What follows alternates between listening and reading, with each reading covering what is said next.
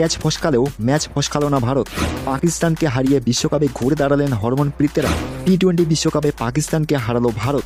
এই জয়ের ফলে বিশ্বকাপের নক আউটের লড়াইয়ে টিকে থাকলো ভারত। প্রথম ম্যাচে নিউজিল্যান্ডের কাছে হারায় এই ম্যাচে জয় ভারতের কাছে খুব গুরুত্বপূর্ণ ছিল।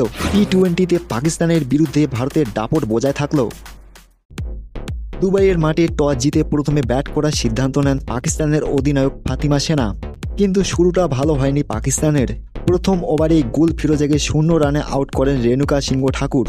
ভারতের বোলারদের নিয়ন্ত্রিত বোলিংয়ে হাত খুলতে পারছিলেন না পাক ব্যাটাররা। পাওয়ার প্লের মধ্যে আউট হন সিদ্রা আমিনো, তাকে আউট করেন দীপ্তি শর্মা।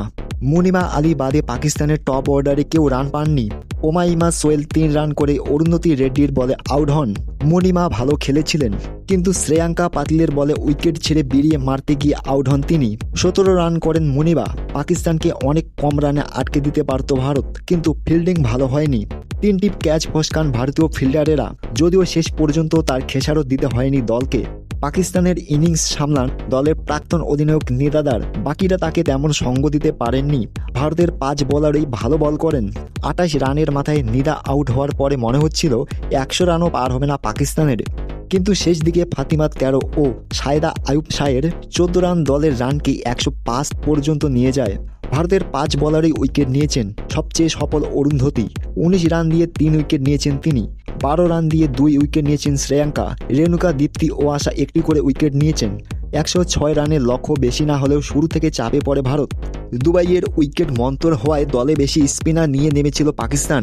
ভারতের 2 স্পিনার স্মৃতি মন্দানা ও শেফালি বর্মা দুজনেই বলের গতি পছন্দ করেন, কিন্তু উইকেট মন্তর হওয়ায় বল ধীরে আসছিল, ফলে শট মারতে সমস্যা হচ্ছিল। পাওয়ার প্লের মধ্যে প্রথম উইকেট হারায় ভারত। 7 রান করে সাদিয়া ইকবালের বলে আউট হন মন্দানা।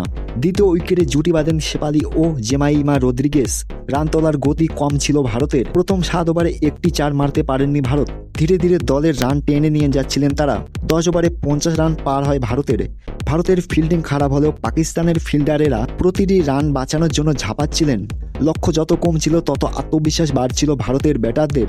পাকিস্তান ভালো বল করলেও উইকেট তুলতে পারছিলেন না। জুটি ভাঙতে না পারায় পিছিয়ে পড়ছিল তারা।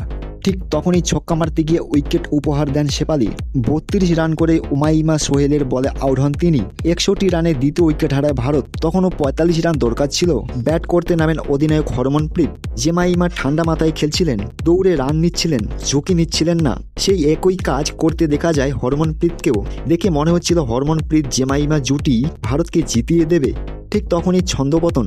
পাকিস্তানকে খেলায় ফেরান অধিনায়ক ফাতিমা। তার বল উইকেট থেকে সরে মারতে গিয়ে উইকেট রক্ষকের হাতে ক্যাচ দিয়ে ফেরেন জেমাইমা। 23 রান করেন তিনি। পরের বলে একইভাবে 0 রানে আউট হন রিচা। 2 বলে 2 উইকেট পড়ে যাওয়ায় চাপ বাড়ে ভারতের, কিন্তু তখনও ক্রিজে ছিলেন হরমনপ্রীত। অধিনায়কের ইনিংস খেলেন তিনি। দীপ্তি শর্মার সঙ্গে মিলে দলকে জয় নিয়ে যান হরমন। শেষ দিকে কয়েকটি বড় শট খেলেন। যখন জিততে 2 রান বাকি, তখন ঘাড়ে টান পড়ে হরমনপ্রীতের। 29 রান করে অবসর নেন তিনি। 7 বল বাকি থাকতেই 6 উইকেটে ম্যাচ জিতে যায় ভারত।